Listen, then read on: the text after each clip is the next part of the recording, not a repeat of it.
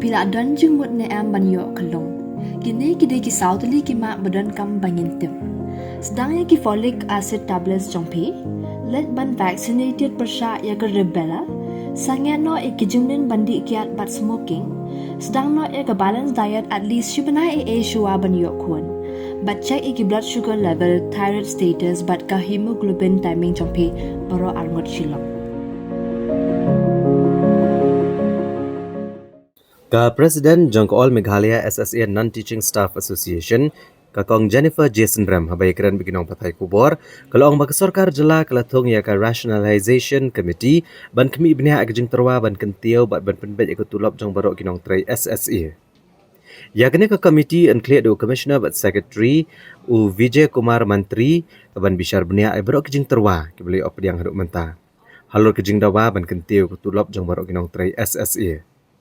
Ka komiti kan pulia benia bat ai jingmut isen jam ban penduk ya baro ki jingbam ya hab ke rukom sio ki kardana kaleng ki district bat ki blok bat ka komiti kan penti kena bai ki kendon bat ki jing betha bal penmi de katenat platengka na kapor dei ban bot renti kiladon palat syajar ars pangut ki Nongtrei SSA ki bal penlong ya ki jing ki de ke basyangkelan mangor Hamadan Malki halor ki jing kentat ki karai jong ke sarkar jela ban Kyntiew ke Tulop jongki ke ba arpusan na kesispa. Kakong Jennifer kalau ong bagi don kejing syania bagi jingit yung menteri rang ba bon lek kene kakam hendaikin om pensangya no kejing ki ke baklembo por jongki kat ba kampat urlong ki Jingdawa. Halor gani ka enhancement of salary ke jongi kadon ka jingye pher hapdeng ka jing pan ka jongi ke demand ka jongi mo kalong gumni ke don ki member na pdeng jongi ki besha la sha kantat ke musyong no ndai te kata kadaw ki ong ba inform the committee but hakata committee in long chairman he commissioner secretary education the member in long state project director is jongi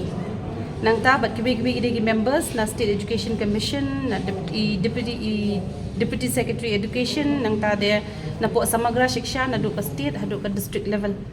hendrai ka terms and condition jong ka committee bide kalong kumni ngachu puli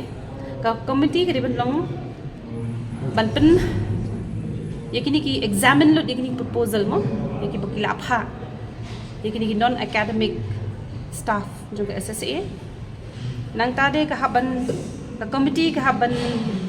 pet ban ya compare bat ki wede ki society mo ki balong contractual ko mangihi nang ta pade ka committee pade ka depan penjak lo di kita kejing long mo ba ngi deban shim tang shitang shiliang na ki member ki jongi tendai ka deban inclusive of everyone na do ki cluster level ki block level ki district level hadu ki state level nang ta pade kita ki hierarchy jongka office ka jongi ka ba under the non teaching staff nang ta pade kini ki recommendation ni haban I know would syai Chief Minister Badan Berom Jongi